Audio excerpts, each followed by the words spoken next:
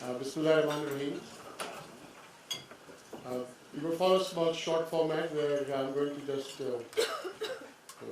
introduce the whole panel. That is the Prime Minister, Mr. Javed Akhai, my son Gerard, who's a young global leader in his own right. And after the Prime Minister speaks, we'll have a question and answer session. So we have enough time, enough questions to get ready to pepper him with. So without further ado, I'm going to request Mr. Javed Akhai to say a few words. Bismillahirrahmanirrahim. Assalamu alaikum and good morning. Excellency, Shaykh Khaza Nabazi Sahib, PM, beloved Professor Gari Sahib, honorable ministers, advisors, respected guests, ladies and gentlemen. We are grateful that so early in the morning you have been able to join us for this Pakistan breakfast, and this breakfast is being organized by Ikram Cycle Saab and Pathfinder group for the last 13 years, 17 years. So, and what I've been visiting Davos for last many years, not 17 years, less than that, 10, 12 years, and I had observed that Ikram Saab is the sole warrior fighting for the cause of Pakistan at this World Economic Forum. And what about few years earlier, what I realized that maybe he's all alone and managing things. So I offered him that I would like to join him to organize this event. The event, this platform is very important to present the narrative of Pakistan. At a dinner day before yesterday, Dr. Ishrat Saab had a talk and presented the Pakistan narrative, and during that dinner there were people from our country, Pakistan, from elsewhere as well. And similarly, Ambassador Zamir Akram Saab also, he gave the perspective of Pakistan. So it's very important that we put across our point of view, and I would like you to join me in a big round of applause for Ikram Cycle Saab for it.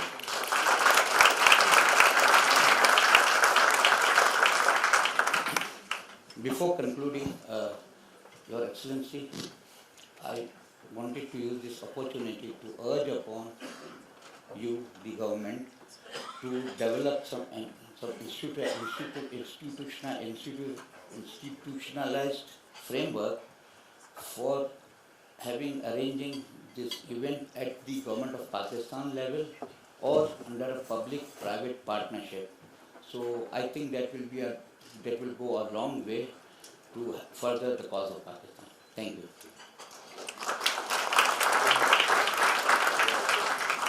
I must here recognize His Excellency, the Chinese Ambassador, Mr. Fu Pong. The Chinese government requested that since the Prime Minister's main theme is going to be about the China-Pakistan Economic Corridor, they would like a high-level delegate from Chinese government to say a few words. Excellency, the floor is yours.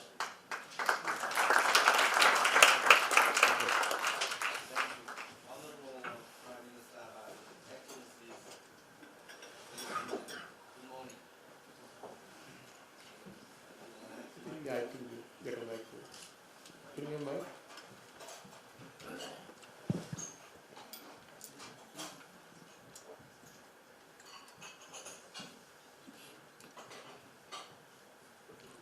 Thank you.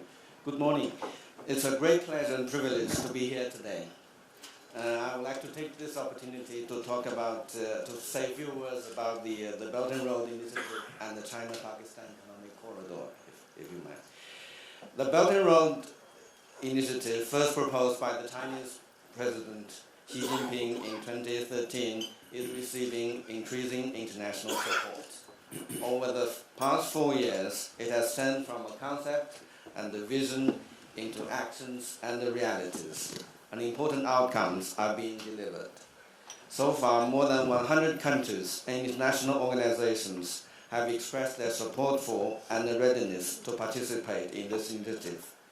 80+ countries and international organizations have signed agreements with China on Belt and Road cooperation.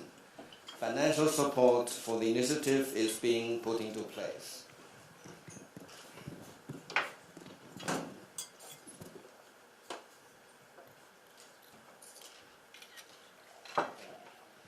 An interconnected network is taking shape.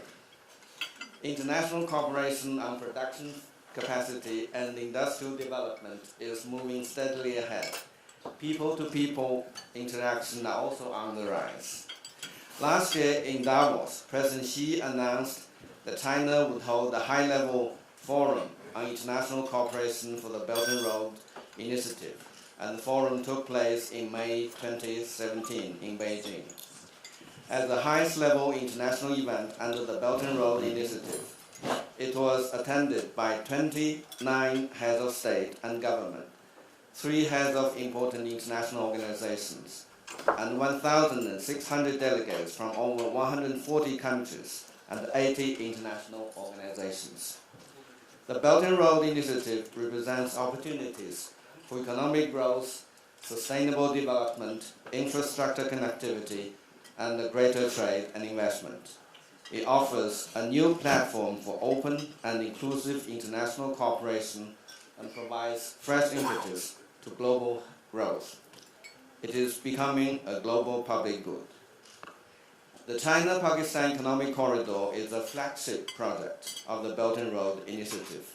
Thanks to the concerted efforts by the two countries, 20 out of the 40 early harvest projects under its umbrella have been started or even completed. Efforts to build the corridor are now in full swing. A number of thermal power and wind power stations have been completed and started operation. Progress is being made on a daily basis at Gwadar Port. A long-term plan has also been agreed upon by the two sides to guide the sustainable development of the corridor. During President Xi's state visit to Pakistan in 2015, the two countries agreed on a cooperation framework that centers on the economic corridor and identifies 4 key areas of cooperation, namely energy, transport infrastructure, Gwadar Port, and international cooperation. Agreements on a number of partnership projects were also signed as part of the economic corridor. The development of China-Pakistan Economic Corridor thus moved into the fast track. More early harvest projects are expected to be completed in the next few years. We are confident that the economic corridor will play an important role in enhancing regional connectivity, promoting regional economic growth, and maintaining regional peace and security. It goes without saying that a gigantic undertaking like this one cannot be smooth sailing all the way through. There will be risks and challenges. Some people may have doubts or misunderstandings. So it bears emphasizing that the cooperation between China and Pakistan is not targeted at any third party. The economic corridor enjoys the full support of our two peoples and will be implemented steadfastly by our two countries. Drawing on the wisdom of the people, we will be able to create a strong synergy to tackle the risks and challenges on our way forward and deliver benefits to our two countries and the region as a whole. Thank you so much.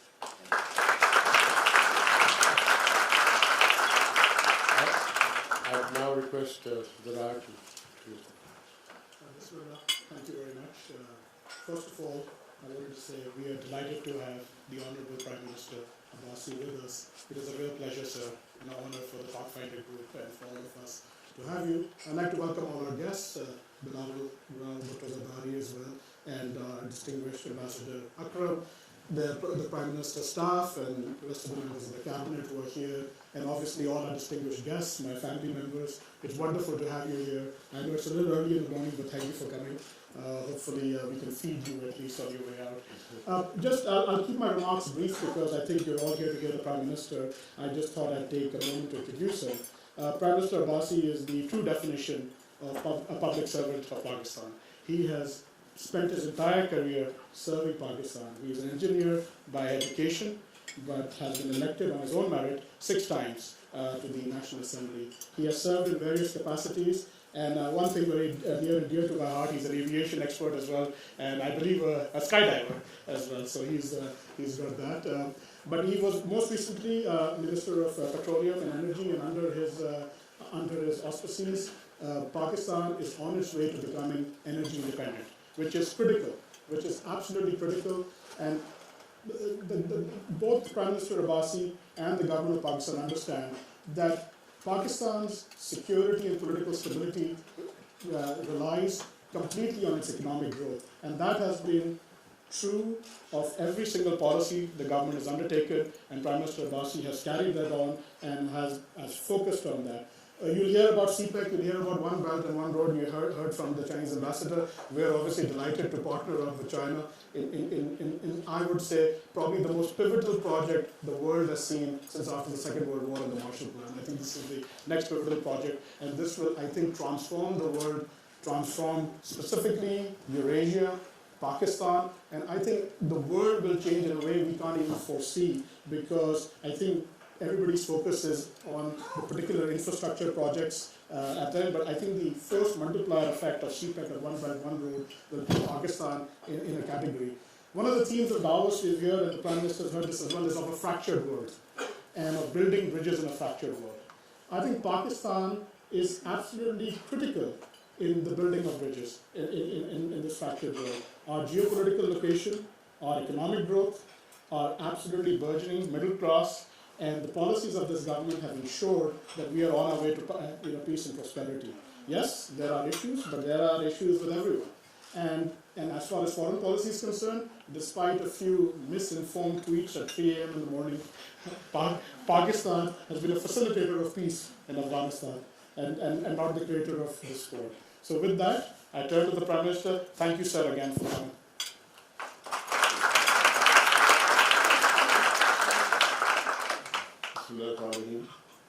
Mr. Crown Sahib, distinguished ladies and gentlemen, it's a privilege to be here, and I'm grateful to the Pathfinder Group and Mr. Crown Sahib for getting us all together. And I'm also grateful to you for the Pakistan Pavilion. I think that's a major achievement, and it should continue, but it should continue in the private sector.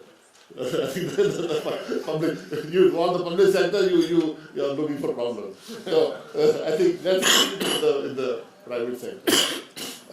The theme of this WEF, the shared future in a fractured world, I think nobody knows fractures like we do. We have lived with fractures in our recent history. Before that, we also know how to heal fractures. So I think it's very apt, and the BRI, which Mr. Kong just mentioned, of which the CPEC is the most visible part today, is really something that addresses this issue, addresses it in a big way. And I think the vision of China and President Xi needs to be recognized. That they've taken the linkages of yesterday and transposed them onto the fractures of today to create connectivity for tomorrow. I think it will be those initiatives which will give dividends for centuries to come. And Pakistan is privileged to be at the forefront and the most visible part of the BRI today.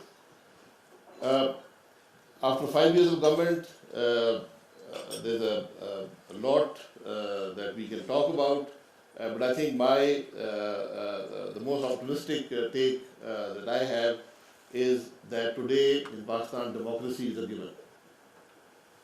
stability of policies are given, and we have managed to insulate a policy from political change. I think those are critical aspects. These are things that should have happened decades back. They did not. And today, there's consolidation of democracy and constitutionalism. So those are the positives that I see after this government completes its term. We also have a media which is very vibrant. Perhaps I often say the most vibrant media in the world. Maybe too vibrant if there's a so. But anyway, there's 88 TV channels, and I don't think there's a government in the world or government ministers have to appear live on TV on tens of channels and programs and answer all sorts of substantiated and unsubstantiated allegations, accusations, and policy issues that may or may not exist. But again, that is democracy. So the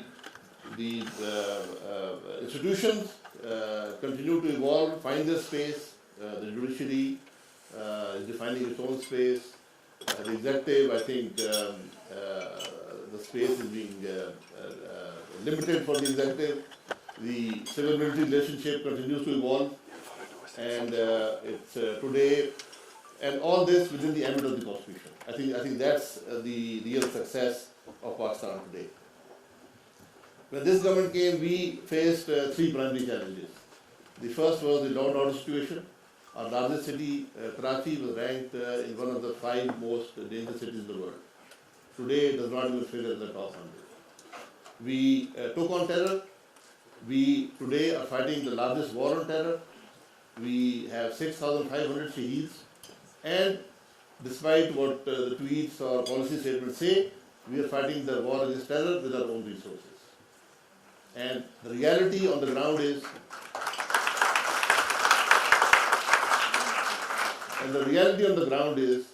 that there are no sanctuaries in Pakistan. We've taken the space away from the terrorists. And today, Pakistan is being attacked by elements based in Afghanistan. And of the last 29 suicide bombings last year, they all were Afghan nationals who crossed the border to attack our forces, including the Deputy Chairman of the Senate, who was attacked deep inside Pakistan. He survived, but 22 people were killed in the attack. So I'm not sure where the information that leads to tweets and policies comes from, but the reality on the ground is very, very different. And I think the world needs to appreciate that. And also that 40 years later, Pakistan still hosts 3 million Afghan refugees, for whom the world contributes less than $8 per head per year. So these are the realities that Pakistan works with. But alhamdulillah, we've been able to take on terror, we've been able to defeat terror, and I'm proud to say that we defeated the same adversary, the same terrorists, on the same terrain that the rest of the world failed in Afghanistan. So we are proud of our contribution for the world against terror. Terror is not limited to one area, it's a global phenomenon, and Pakistan today is fighting the largest war on terror. The second thing, the primary challenge we had was the energy issues. We were deficient in energy, both in power, in gas, which are the primary sources of energy. This government has added 10,400 megawatts of new generation and the most efficient generation in the world. Today, we are surplus in generation. In the 65 years before that, Pakistan had put in about 20,000 megawatts of power, of which about 10,000 was hydel and 10,000 was fossil fuel. We've added 10,400 of most efficient power, including a lot of renewables. For the first time, we also added some coal to diversify the energy mix. The third coal development is a model of provincial federal cooperation, and that continues to happen. And it will be one of the major sources of energy in the future. Gas, we are primarily economy based on gas. More than 50% of our primary energy comes from gas. We had we are stagnant at a certain level of 4 billion cubic feet per day. Our demand is double that. Today, Pakistan is surplus in gas. We have committed to LNG. We are also working on pipelines from Turkmenistan and Iran. But today, our mainstay is LNG. Just as an example, urea fertilizer, which is produced from natural gas, we were importing up to 1 million tons a year. This year, we exported 600,000 tons. So there are big success stories. The industry has gas on 24/7 basis. All the power plants on gas are running. This winter, the shortages for domestic fuel, which used to be very, very heavy, are minimal and mostly system related. So, alhamdulillah, the energy challenge has more or less been overcome, and overcome in a sustainable way, in an efficient way, and not only for today, we put in the infrastructure, the projects that will provide Pakistan with energy security for at least the next 15 years. The third challenge was, of course, the economy, the biggest challenge. On that, I think everybody can make their own decision, but we have a high growth, low inflation scenario, which is what we should have. The macroeconomic parameters are they've all grown substantially. The investment climate has improved, and there's greater investor confidence. I was in Mr. Petroleum, and there was not a week when we did not have 2 or 3 major players from around the world who came to Pakistan to look at opportunities to invest or to look at projects that are happening. The CPEC, again, is something that has been the cornerstone of our achievements over the last 5 years.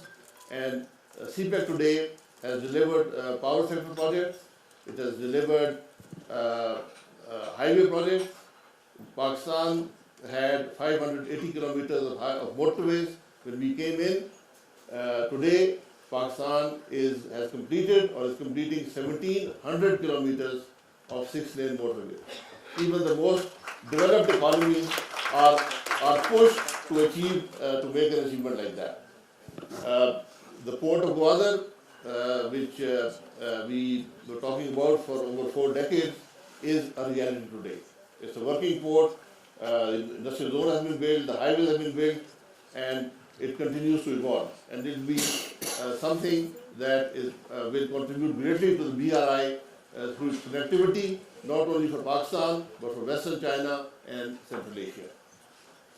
So the bottom line is, there is much greater investor confidence.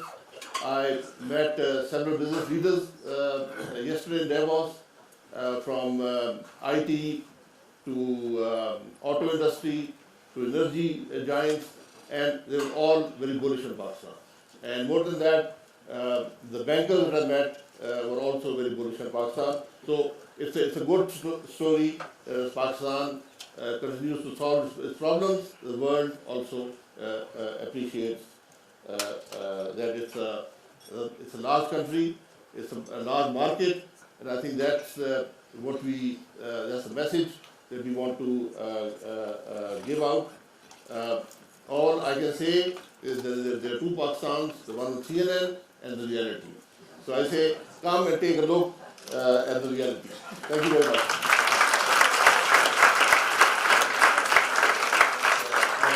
We're going to invite questions from the floor. Please identify yourself and make your question brief. Please do not give statements here. Request you. If you do that, I'm sorry, I'll have to cut you off. So, people, you're welcome to any questions that you would like to give to the Prime Minister. We'll take about 15 minutes. After that question answer, as the host, I get the privilege of concluding with thanks. So, please, anybody with the first question? Yeah. Why don't we start with the fake news? Fake news. New York Times. Yeah, there's a microphone here. Yeah, there. Yes, right. Yeah. Or I can just speak loudly, I don't know, well, I guess you can say it, or don't. Okay. Are we seeing new frictions in getting Belt and Road Initiative deals done, whether it's the Dhamra Bahasa Dam, which has been in the news lately in Pakistan, whether it's some of the highway projects? Do you see sovereignty issues, and do you have concerns in terms of the interest rates and so forth that China is asking on these Belt and Road loans? Thank you. No, there are, whenever you have large-scale projects, there are issues that come up, there are challenges, and we continue to resolve them. There is no major challenge that we've not been able to resolve, and the sovereignty issues are very clear. I don't think there's a dispute of any sort on that. Banks have their own assessment of the situation on the country risk, on the project risk, and our message to all of them always is that there are two principles that dominate the CPI projects.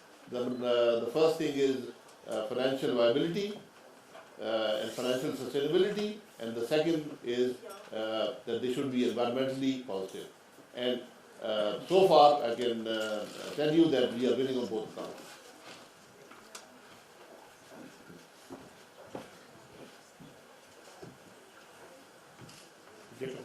Are there more mics, please?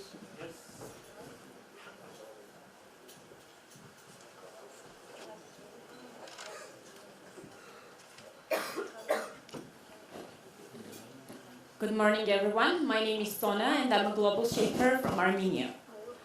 So starting from facts, Pakistan is the only country in the world that does not recognize Armenia as an independent, sovereign country. So my question is, why?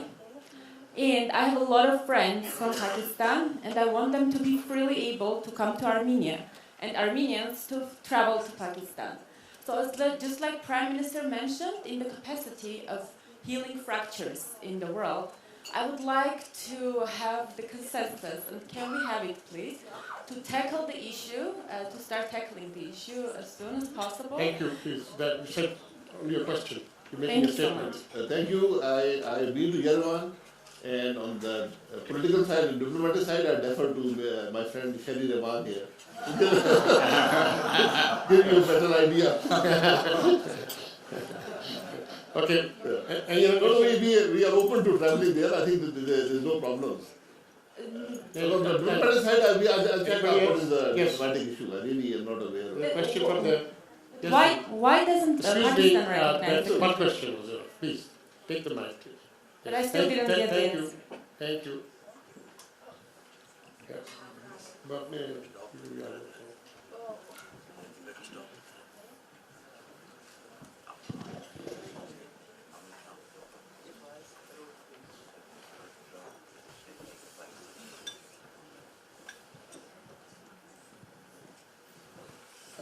Mr. Prime Minister, do I agree with your... please identify yourself. My name is Hisham, I'm from Malaysia. I was in Islamabad last week. Do I agree with your views?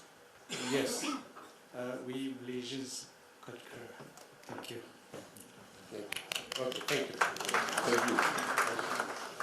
Next question. Any other question, please? Yes, please. Mr. Prime Minister, Keir Simmons from NBC News. How is your relationship with President Trump? Will you have a chance to meet him while he's here?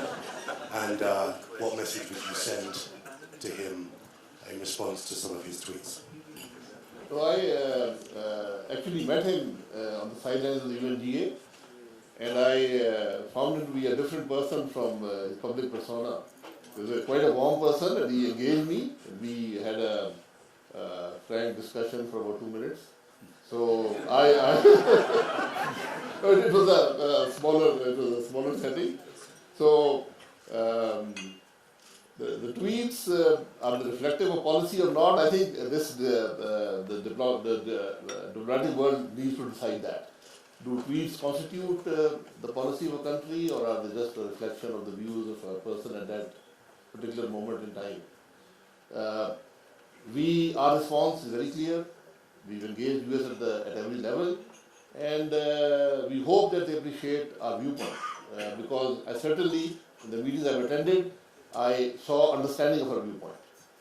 So we continue to engage with them. It's a 70-year-old relationship, and it continues to evolve. Mike. Here.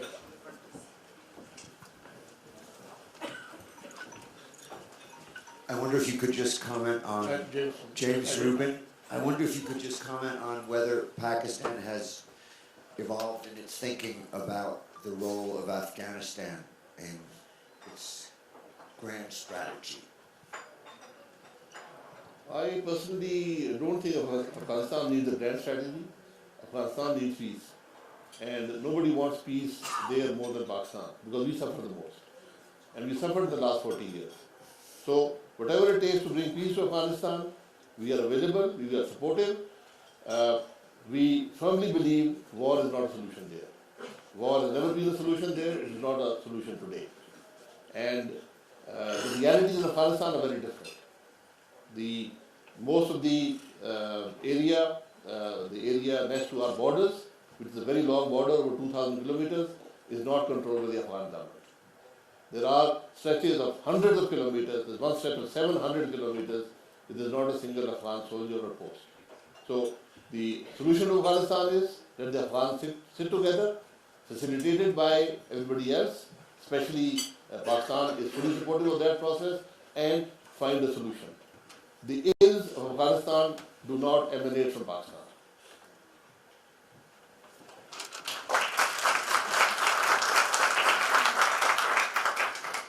Yes. Yes.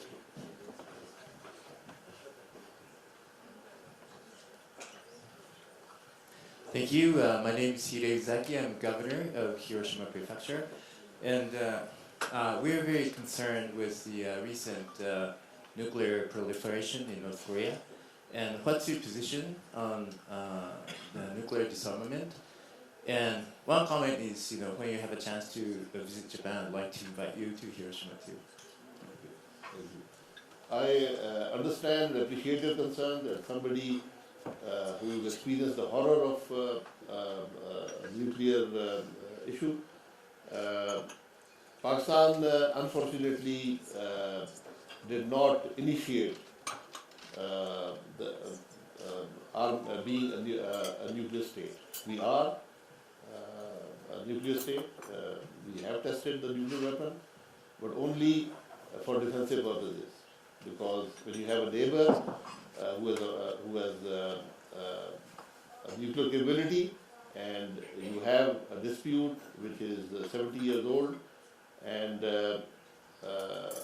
who has aggressive designs against you, you also have the right and the responsibility to counter that. And that is what Pakistan did. We developed a weapon with our own resources. There can be a debate that those resources could go to a better purpose, but when you are threatened, there is no better purpose than retaining your sovereignty. So that is how we do it.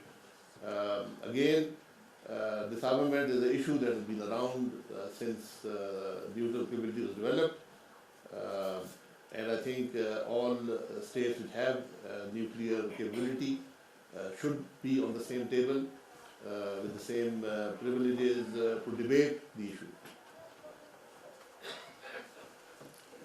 Yes, please. Yes, please. Mike. Here's the mic. Yeah, here. It's possible. It's possible. Good morning, my name is Daniel Witt, I'm the CEO of PTCL. First of all, congratulations on the many achievements, well done.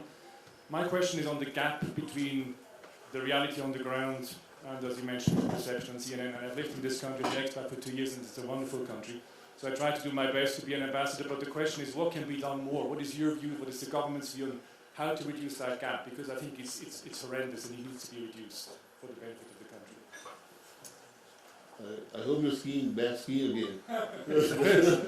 So anyway, it's a gap. Definitely the like I said, the difference in the reality and the perception is very large. And it is forums like this that help bridge that gap. So I think we need to go out more and bridge that gap. And I'm like grateful to Mr. Bilawal Bhutto for being here. Ordinarily, a few years back, this would not have happened. And we have never met, unfortunately. This is the first time we are meeting face to face. I had met both his grandfathers. I'm privileged to work with his mother in the opposition. So it's a long association. But this is something that was not the practice in our political world. Those things are changing, and I think that's the narrative that needs to go out.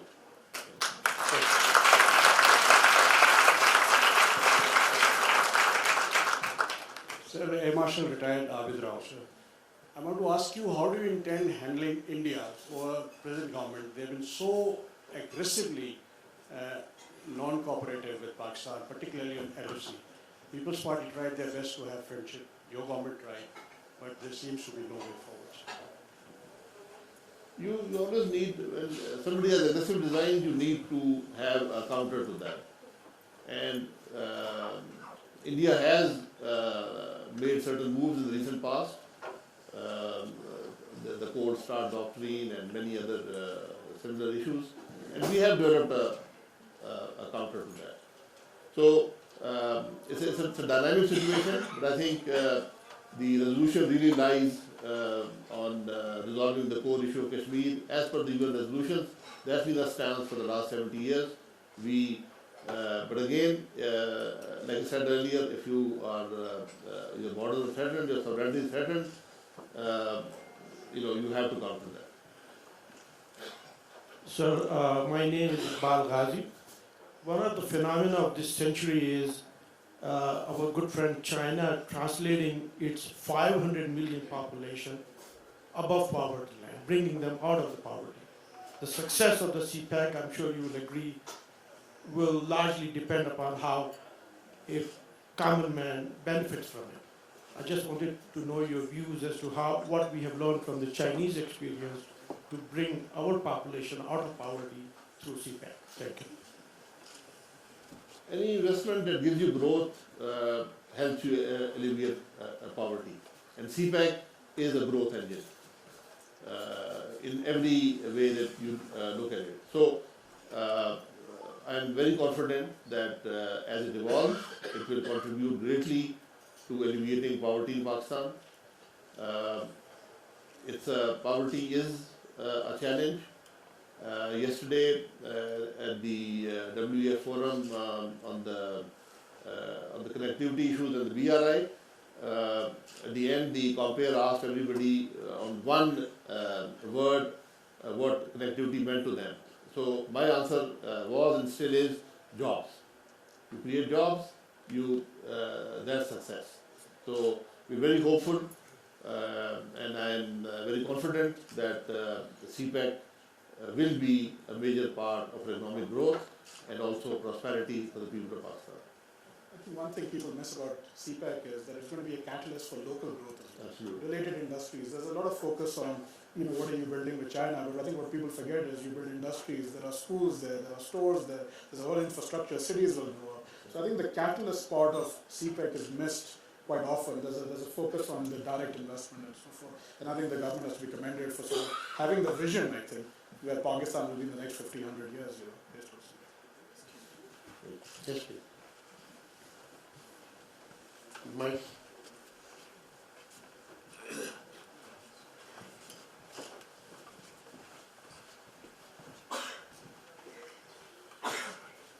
Hi, my name is Tiffany Yu, and I'm a global shaper from the San Francisco hub. I wanted to understand how you're planning on involving youth in policymaking. I'm under 30, I don't know how many else here are also as well, but would love to hear how you're planning on involving the future generations. I think it's a very important question. Our parliament today, almost 2/3 of the members are first-time members of parliament. So the youth is more active in the political process. You will be surprised at how much the young females, how much progress they have made. And it is something which I think goes unnoticed and undocumented. I was at our premier medical school, which only takes people on merit, about a month back. The last entering class had 70% female students. So So really, I always say this whenever I go. I visited Telenor, I visited some other institutions, and the females are doing much better than their male counterparts. They're part of business today, they're part of academia, and I always say this, in the past when we were growing up, we used to have quotas for women to allow them access to jobs or admissions to professional colleges or universities. I think very soon we'll have a debate on giving the males a quota. Because they are certainly falling behind. So it's a challenge for the males. So I think the youth and the females of Pakistan are taking care of themselves. We should also mention that the cabinet has a number of female sort of federal ministers and so forth. In fact, Yes, we do. as a percentage, it's one of the highest in the world, actually, female representation. We have a federal minister and 3 ministers of state who are female, and all on merit. Yes. We don't fill quota. Last 2 questions, please. Last 2 questions. Yes, please. Sorry. Mike. Any other from you? You're the last question. My name is Sania Nishtar. It was wonderful to hear you talk about policy consistency and the imperative of insulating long-term policies from the vacillations that are inherent to change in governments. Clearly you recognize the game-changing potential of this. Was this only in the context of CPAC that you mentioned, or are you going to take this principle to the broader framework of reforms within the country? And secondly, if you could tell us a little bit about the institutional arrangements and the accountability mechanisms that you're putting in place to institutionalize this. I think, like I said, it's very important that investors have stability of policy. And as political governments come and go, the policies stay. And time has proved that. The privatization process was started in 1990 by the PMLN government. And after that, there were 2 People's Party governments, and the People's Party initially had a stated policy of opposing privatization. But they evolved, they learned, and Muslim Benazir Bhutto and then Mr. Asif Zari's government both continued to privatize. So these policies have evolved over time. I think more than providing any institutional safeguards or legal safeguards, it's just that the buy-in on policies is there, and the recognition that these policies are working, and they may need some tinkering, they may need some adjustments, but they are good policies. So it's more of a buy-in by the political leadership on policies, more of a buy-in by the political process rather than any institutional safeguards that will guarantee that. And I think that's something that Pakistan has achieved. I think there's a need for a political charter on economic issues, which basically is a charter in principle. It's an agreement in principle on economic issues. I think there's a need for that. There's a need for dialogue, but I think we leave that to the next government. Last question. Thank you. I'm Huma Bakaya. Can you stand up, please? Huma Bakaya, I teach at IBA. You're talking about a fractured world. We live in a very fractured region and 2 hostile borders. So far, Pakistan has been exercising a lot of restraint, both on the eastern and western borders. For how long can we do that if the provocation continues, and how will that impact the growth of society? I think we have a demonstrated capability to defend ourselves. Restraint is a policy, it mostly works, but you must, you have to have a large stick also, and I think we proved that. I said this earlier, it's just not, it's not rhetoric at all. We have defeated the same enemy on the same terrain that the whole world failed to defeat Afghanistan. This is the reality. Let anybody come and look at that reality. So Pakistan can defend itself, but I think it's in today's world, healing fractures is the primary concern, and wars only create fractures, they don't heal anything. So I think this is not a bad policy. but while protecting your own integrity and sovereignty. Thank you.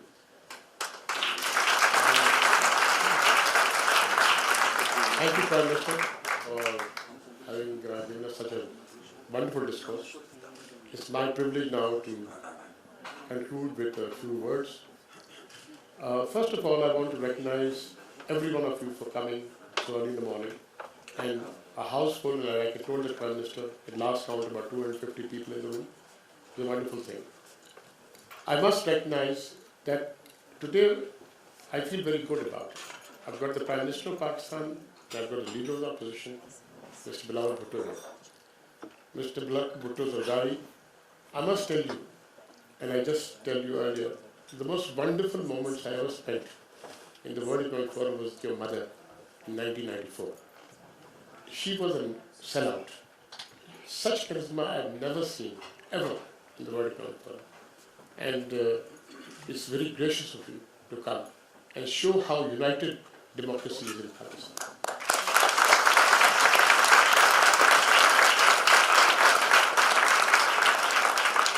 I must thank my good friend Ross Perot Jr. He is again threatening to take me up in his helicopter, actually flight. And of course Jerry Torres, my good friend, James Rubin with him, and all of you people, Sherry Rahman, Dr. Ishrat. I would like to name everybody, and I'd like to name Mr. Javed Akai, of course, who is always been supporting. What do we need in Pakistan? I think what we need in Pakistan is one Pakistan, a united Pakistan, like we've demonstrated under this roof today. That when we are outside Pakistan, we are one country, one nation. Nobody can separate us. We may have our differences inside, and we will, I'm sure people are going to throw back at each other inside, but here we are one. And what we see here today is really what the Prime Minister said, and I'm very grateful to him for having articulated it. We have, it's not only restraint in military affairs. Restraint comes from politics to start with. You have to exercise that restraint. You have to have enough patience to listen to what the other person is saying. I'm grateful for my media friends. Prime Minister, this is the largest Pakistani contingent ever that has come. All of them have paid their own money and own flights, their own accommodation. They braved the cold, and they've been here just to see you. And let me tell you, I've been going through this for 17 years now, 17 breakfast or lunch, 17 breakfast. It's always wonderful to have somebody articulate like you explain Pakistan's position, and I wish this will carry on, because unless you make Pakistan's soft image available to the world, yes, and I agree with you, I don't think a public partnership will work in Davos. It has to be a private. And we will carry it on with Mr. Davos Akai's. And let me tell you that, I have had difficulty keeping Arif Naqvi away from it. Arif Naqvi has been again and again telling me, I would like to contribute. And I always thank you, Arif, for always being there for us. Right. So, we have people who are our detractors, we have people who support us. End of the day, what matters is one Pakistan, one country. Thank you, Prime Minister, for being here. Right.